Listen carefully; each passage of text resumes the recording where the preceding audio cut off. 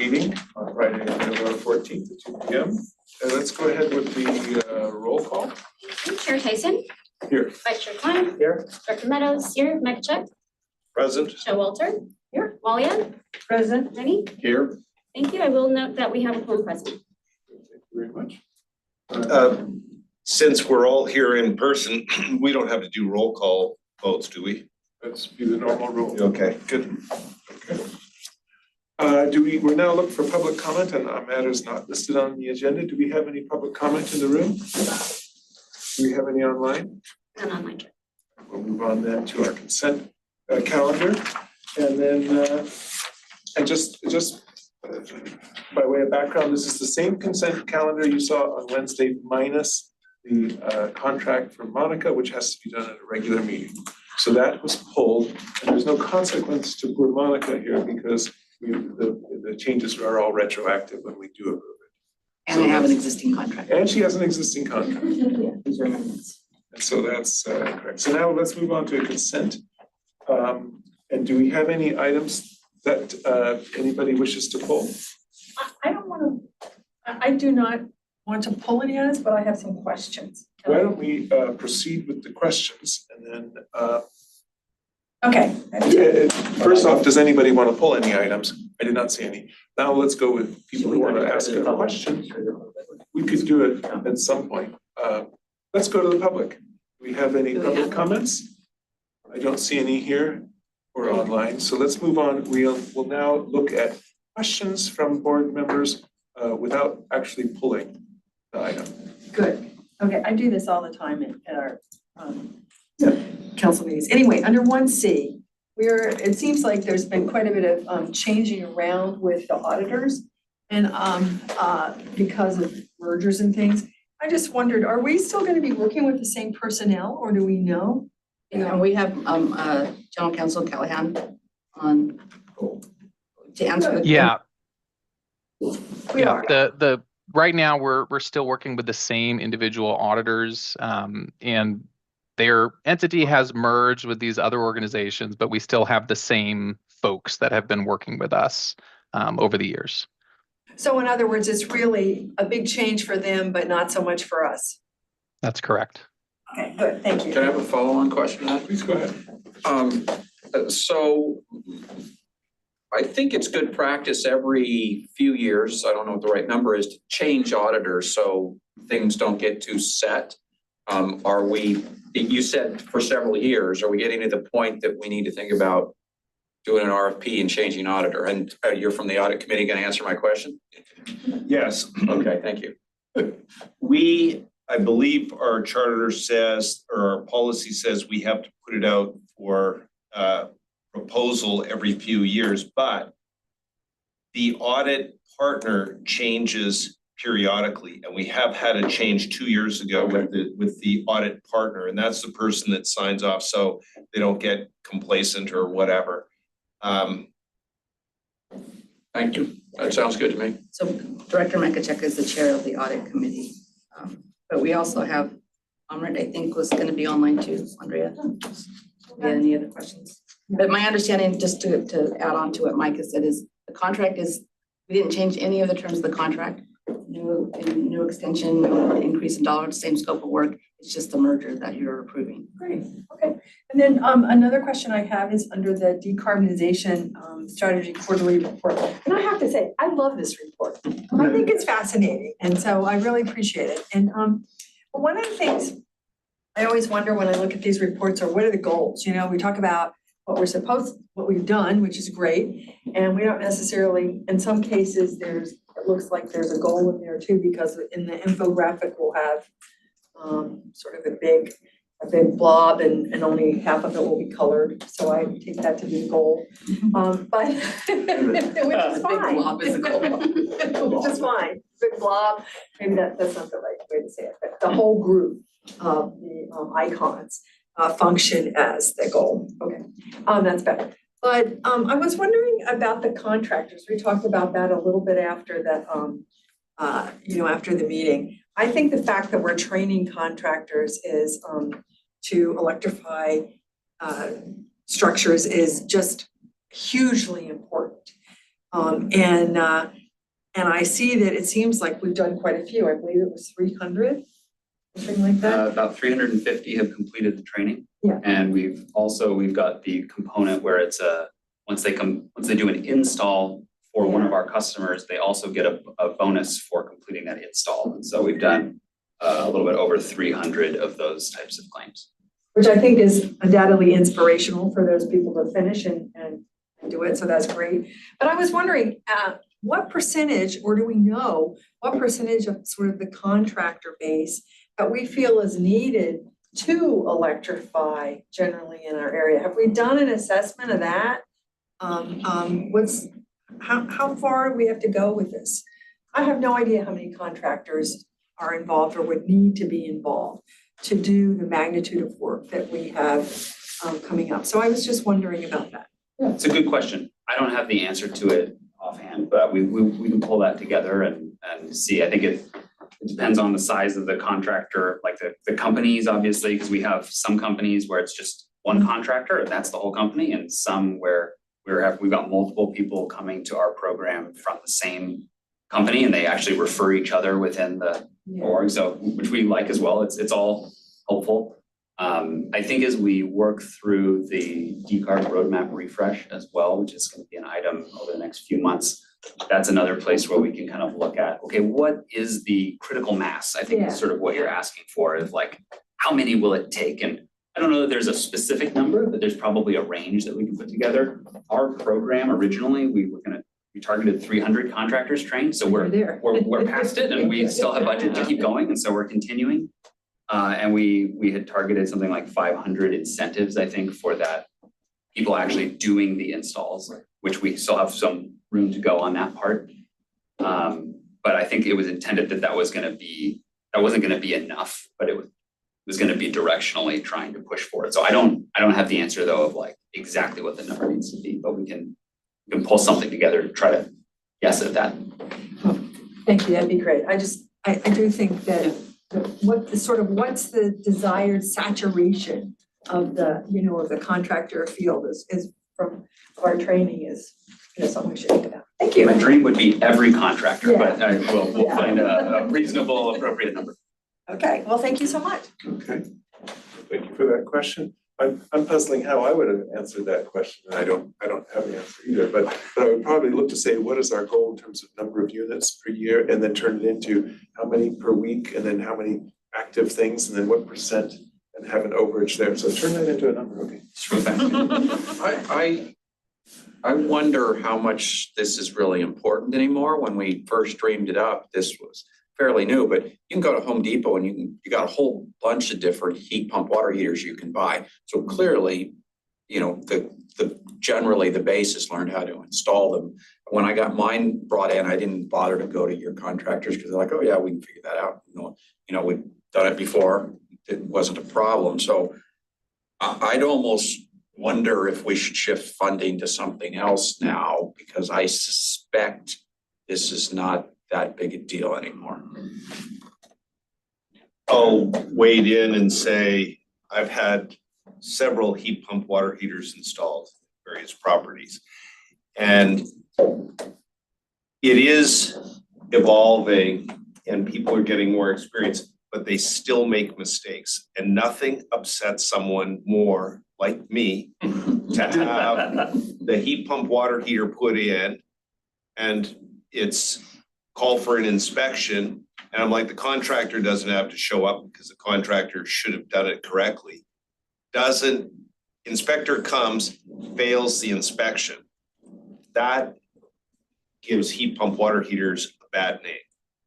So I don't think we're there yet. I'm suggesting we think about it at some point. What does success look like, I guess? Yeah. What would that point look like? It's a great observation. We're still at a very small fraction of all water heater installations being heat pumps in this region compared to gas like-for-like replacements.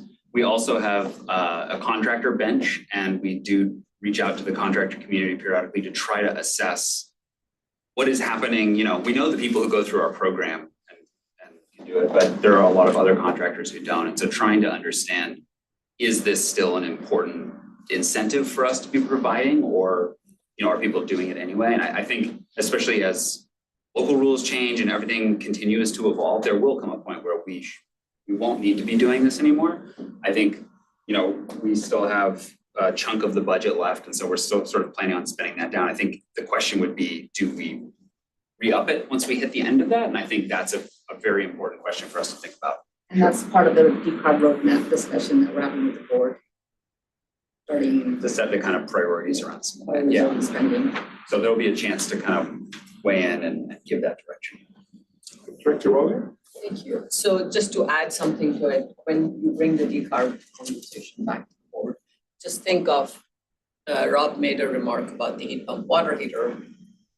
How is it different? And we heard something else from Brian's experience. What about the heat pump HVAC treatment system? Are the contractors equally familiar with both? Because we are trying to work on that. I'm staying out of it, and my husband's observation is no. The people he has called to talk to them, he feels they are not adequately informed, or again, his observation, he could be wrong. So what are we missing? So just bring that info back. Thanks. Any other comments or questions?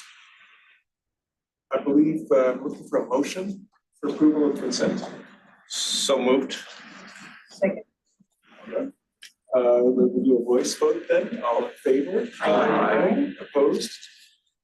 Abstained? Did you take public comment on this? Great, thank you. That concludes the consent calendar. We'll now move on to the regular calendar and the CEO report. Okay, so in order to make this really crisp, I only have two updates to highlight out of the CEO report.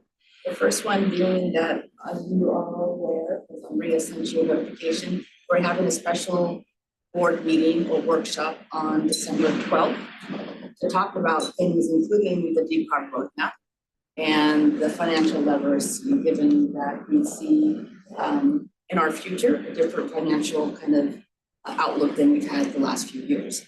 And so we'll have that discussion in a workshop style. We're bringing in a facilitator to help with that discussion to get really good input from the board on how we can prioritize and set up our work plan. So when we move into the next kind of phase of SVCE, we have a really clear direction from the board in terms of what's important in those areas. Time for that? It's at 10 a.m.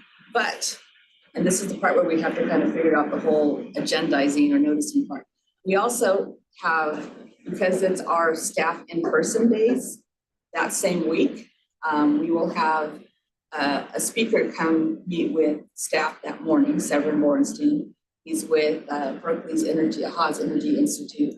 And so he's gonna come talk to us about things like data centers and AI and what's happening in California on that.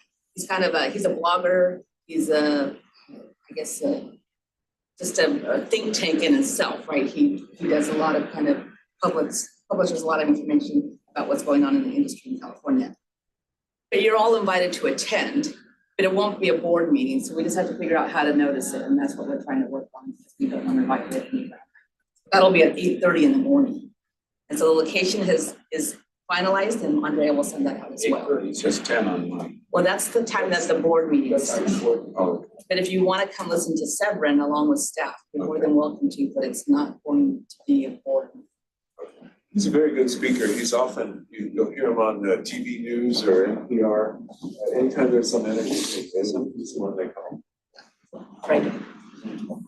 So that's on December 12th. And then because there was a couple of questions about what's the latest and greatest happening with reach codes and or building code enhancements, we have a director of decarbonization and policy on the line. So we just give you a brief update of what's going on. Great. So I'm going to give a quick update. Happy to answer any questions. So I'll start with a list of 4 of our member agencies who have completed a second reading of their REACH codes. So Saratoga passed their second reading as 5-0. They moved from a 2-3 vote to a 5-0 vote. It was great to just have the opportunity, not just for passing that, but also for the engagement with board members on that, or council members. Mountain View, Sunnyvale, and Los Altos have also completed their second readings. Los Gatos and Los Altos Hills have completed their first readings. All 6 of those included two-way AC in their code. And then 5, everybody except Los Altos Hills decided not to do this one, which is also included electrification readiness. Those are the 2 codes that folks are moving forward with. In the planning space, we are working now with the County of Santa Clara to move forward sometime next year. And so that's also just a note. It is fairly common in the past for some jurisdictions to adopt local code enhancements after they have adopted the standard building code. So we're always on standby for any member jurisdictions that have would like to move forward after the first of the year. And so then the next step, I think I've said this a couple times, but now that we've moved through the bulk of voting, I just want to kind of pause and remind folks that the logistical process with Sacramento is a little different this year because of the because now jurisdictions can pass codes when there are these exemptions in place. And so we have worked with all of our jurisdictions in the kind of process. I don't know how many folks know this. After you pass it, it goes to Sacramento and the Building Standards Commission does their review. It's usually a almost procedural process. Because this year is a little bit different, we worked really closely with all staff to follow the letter of the law exactly as it's written. We'll see how BSC then kind of interprets it. If they have slight questions, we aren't expecting any questions or have hints that there could be that, but we just are saying this, the process is a little different. So we will also be on hand if comments come back or the process changes a little bit. But this particularly, Mountain View and Sunnyvale did pass most of their codes before October 1st, which was one of these key deadlines. But for the other jurisdictions, we're going through this process for the first time. And we all know we can't always exactly predict how that's going to go. So we're going through that. And then the next piece will be implementation. We are already working with our consultants on implementation resources. And of course, that will be the longest part of the process that starts sometime after January 1st. Actual implementation, but we'll continue to provide support. Any other questions that folks have that I can provide detail on? Let's see, I don't see any questions here in the room. And so I didn't have any questions, but comments from Director Wallian. I would like to put this on record, big thanks to SVCE. As you heard me say at the last executive committee meeting, City Council approved it 3-2 at the first vote. And I knew those 2 votes stayed together. And I appealed in the PC meeting to Monica and her team, and you guys delivered beautifully, got us 5-0 for the second meeting, which was fabulous. With no change Correct. between the first and second reading, just the vote changed. Correct. Huh? Yes. Might be worth a little credit too, Tina. I enjoy it, thank you. I also once again requested my city manager because Brown Act, I can't talk to others. And often the influence can be different from whether it's coming from Monica or Zoe from the city manager. So it was really teamwork, I would say, between my city manager, who some of you met last night, Matt Gormley. Cities Association meetings, 3 days in a row, having a hard time keeping track. So yeah, just big thanks to SVC. And I'm thrilled beyond words, I really am. But I'm gonna have to say that I can take no credit for this. This has really been Zoe and Tony and the poor and Jess and Eric who have done all this work. I'm just trying to stay out of the way.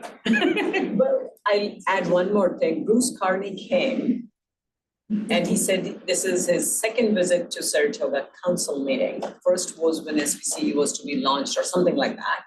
He came, he spoke, and once he saw the trend, it was on consent, no discussion. It was on consent part of the whole building code update, which we did not expect because the first vote was split, 5-0 for building code and 3 for this. And whose card is it? I came prepared for this, but I'm happy to. So he was wonderful. And it was good to see that he showed up willing to back for SVCE. So, great. Thank you, Director Walia, Vice Chair. Sure. And I also just want to echo what Tina said, thanks to staff for being available to city staff and being the experts in the room. So I was happy to see that go forward. Zoe, just as a secondary thing, for a personal standpoint, I would like to see, at some point, the differences between what each of the cities did. And conceivably, as we talked about Wednesday night, having that information when I'm talking to advocates that are somewhat against some of the green building codes, just to also say this is what the different cities did across the county. And it doesn't, and it really doesn't affect the majority of what they're doing, but it's educating them and also saying it's not just one city or one jurisdiction. It's a positive effect that we try to get in place before some laws change from the state standpoint. So when we can. Thank you. We have that, happy to share. Thank you. Director Showalter. I was just gonna echo my thanks too for Mountain View. I know that our staff worked really, really hard kind of all summer to do this. And I know they worked hand in glove with you, Zoe, and some other people, Tony, and they really appreciated being able to count on that expertise. That made a big difference. So thanks. Director Rennie. And for those cities that have, I don't know if any of them are here, haven't done it yet, all of the opposition, none of it was valid concerns. They had imagined things like $50,000 trenching requirements because this was going to require a panel upgrade, which was not the case. So, in Los Gatos, we got form letter after form letter, oh my God, this is terrible, don't do it. As soon as, and it really helps Tony coming to explain everything. And as soon as you look and, it's like, okay, staff, can you give me an option where I don't require this and I don't require that? Well, that's your main option. Okay, great. And everybody votes for it, right? Important lesson learned. Director Lee. Yes, on that very note, I'm pleased to say that the county did not do it based on the deadline. We've called them many times to try to put something through, but our staff was not able to put through something like this before the deadline, unfortunately. Number one. Second is we did get we met with the realtors. They came to see us. Silvar. Yeah, so I got the other ones for basically having the same discussion of the electrical upgrade cost and how difficult it is. And so I think there's a lot of education and information that needs to be shared with the different entities, because a lot of these fears are not really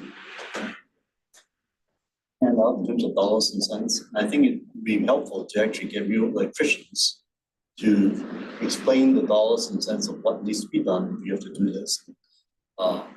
Because I think at the end of the day, this is no need, I think, to do. Obviously, I'm preaching quiet in this room. I think it's really important for us to be able to explain it to the consumers and at this point also realtors, to make sure that this fear is really not that. There might be like one or two of those houses that would spend $50,000, but they might be living in some mountains or whatnot where that trenching would be needed. Majority of the housing that we're talking about will not have those needs. Maybe 4-digit, not 5-digit, like type of, or even 3-digit for that matter. So I think it's important to get the facts straight, because right now, all these different numbers being flying around to stop the work that is so important. Because I think we're not doing what we do here, what I've learned being in the county, is that there are so many counties and cities in California and outside the state of California watches what we do. Because of that, if we cannot do a good job explaining it, it's hard for them to do their good work. Because when when they think globally, act locally, we are doing that right now. So I think it's so important that we need to spend more more effort to, I think the word dumb down, I don't want to like make it sound, but to really get the facts straight so that information is accurate on the dollars and cents. Thank you. Thank you. Yeah, let me speak and then it'll be Director Walden. I think those are really good points. And I'm actually reminded of the forum we had in Mountain View about a year ago. The one that was so interesting, I had to pay $10 extra because my parking expired, but we had contractors as part of the PIM. I hold a grudge, okay. In case you didn't know. And so we had contractors as part of that. I think that was really powerful. The more we can keep doing that, that'd be great. Director Walden. Thank you. So just to add to that, great points, education. So we went with a soft approach, knowing that we would not be able to get, I knew the situation. The 3-2 was no surprise to me. So in spite of that, in spite of me requesting Nupur ahead of time and our building department official to talk about the requirement for the electrical panel upgrade or not, is it, may I use the word tone deaf if somebody doesn't want to hear it? That's essentially, I'm sorry to use that word, but that was essentially my personal perception of people who didn't want to hear that. And we are not even requiring, and staff responded, because another colleague of mine who did say yes the first time, her question, in spite of me explaining, was the same electrical panel upgrade required? And staff member responded, no, in that scenario, we are not even requiring them to do so.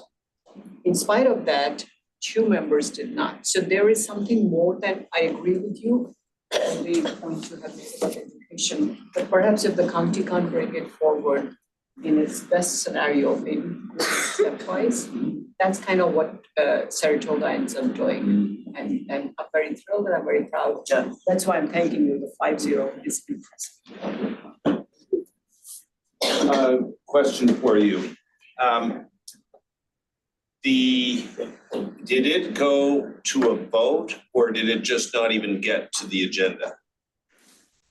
The staff couldn't put it together fast enough. Oh, there's not enough time to do this, which is for me also slightly disappointing to say the least, given the resources we have. So, and the fact that you really don't do the heavy lifting.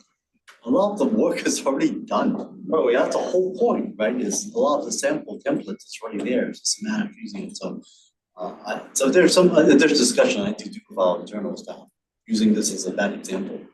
Try not to do this again. But anyway, so that's my work that I need to do.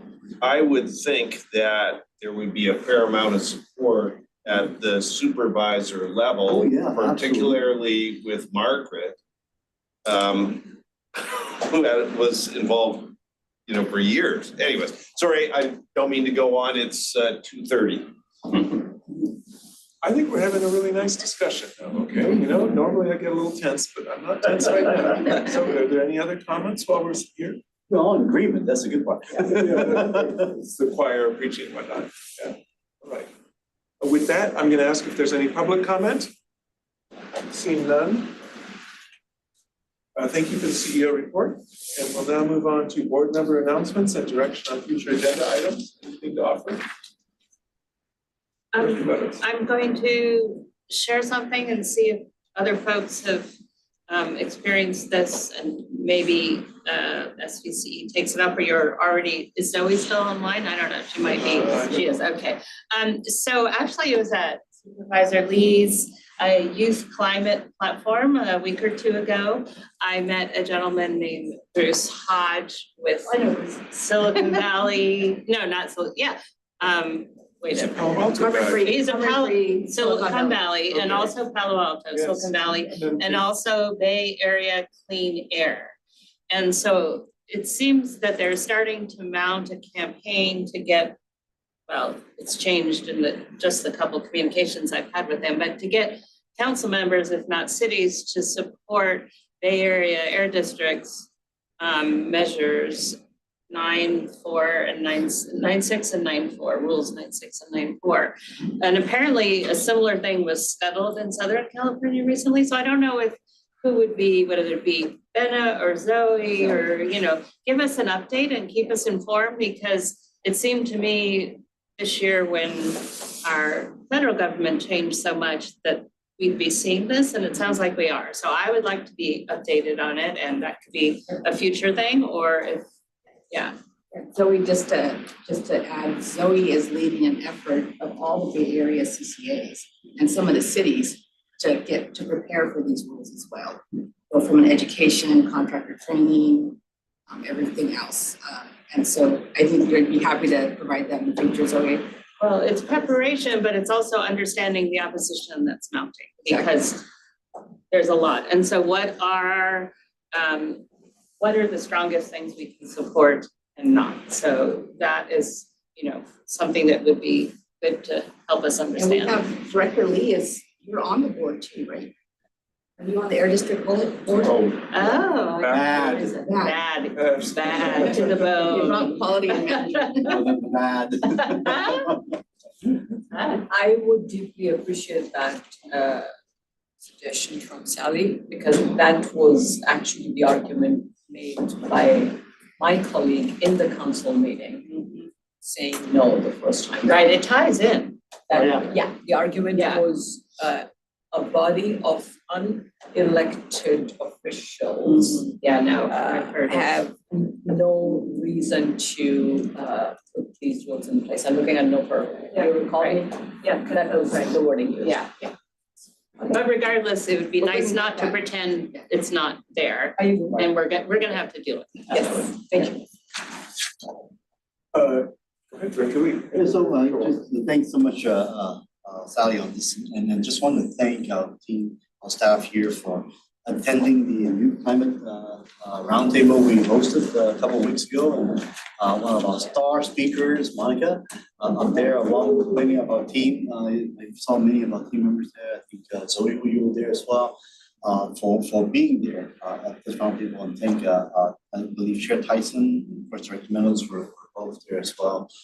It's really exciting to see how many young people are getting involved. We all know that they get it.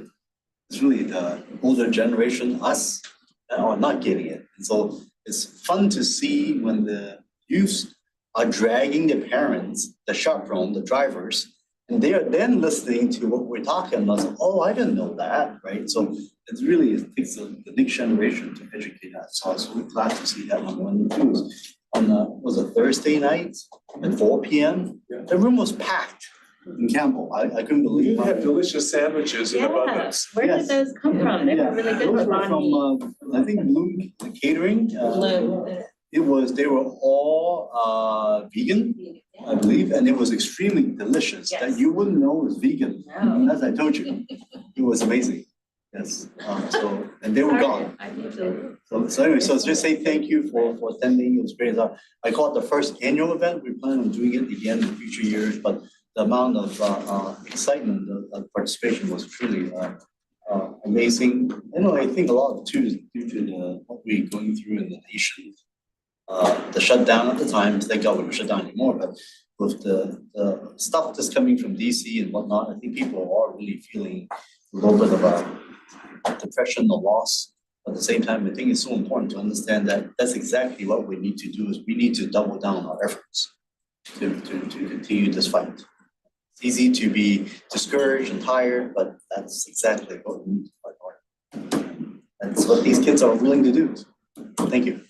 Thanks for setting that up. Before I call on Director Showalter to follow up on that, at your event, I met Zachary Lee, the executive director, and now I'm having lunch with him in 2 weeks. So it's having a little connection. I think we agree that the role of young people in influencing the adults, including different family groups, I think there's nice connections being made. Okay, reminded me of one thing I wanted to share. Last Friday, I attended Stanford's Policy Day on Resilience, and it was really more oriented toward natural restoration for dealing with impacts to climate change, but not totally. Anyway, I've often felt that the town gown connection that we have in a lot of agencies isn't nearly what it could be. And so I just got the master email you get after these events with all the presentations, and I'll share it with with Andrea and she can share it with everybody. I think that gets around the Brown Act, right? Anyway, but I would just urge you to look at some of these presentations and kind of see the speakers as people at Stanford who are thinking that they want to reach out more to the communities. And I don't really have a specific, this is how we should connect concept in my head for SVCE. I've been thinking about it a lot with BCDC. But one of the things that the political scientist who spoke, John Katz, he talked about having done a big survey on throughout America on people's attitudes toward climate change and whether or not people believed in it. And it was quite shocking how high the numbers were. I mean, compared to what we hear in the national press, and he said, he did say that he was interested in working with municipalities to help us do better surveys. He can't do the surveys, but he could help with RFPs or, talking about criteria and that kind of stuff. So I thought that was really interesting. And then, I always have to share the good things, some of the good things that happened in Mountain View. One of the good things is we ran out of our rebates for heat pumps. Oh, wow. Yeah, we had put $300,000 into the heat pump program and it's all been spent. So we're gonna ask the rest of the council to give us a little more money to continue with the program, and we'll see whether that happens. But I think that speaks well to your contractor training and all of those things that tie together, right? The ones that we're administering, that we're. Yes, Okay. yeah, and that. Automatically Did later. Milpitas run out of money too? Yep. Did Milpitas also run out of money? No, they have 2.6 million. They have more than you did. Wow. Wow, It's that's a a lot. DOE grant. Oh, yeah, we just had 300,000, so yeah, it was just 100. But anyway, it was kind of cool. Congratulations. Yeah. All right, any other announcements? With that, thank you, everybody, and we'll adjourn. Thank you. Thank you all for agreeing to come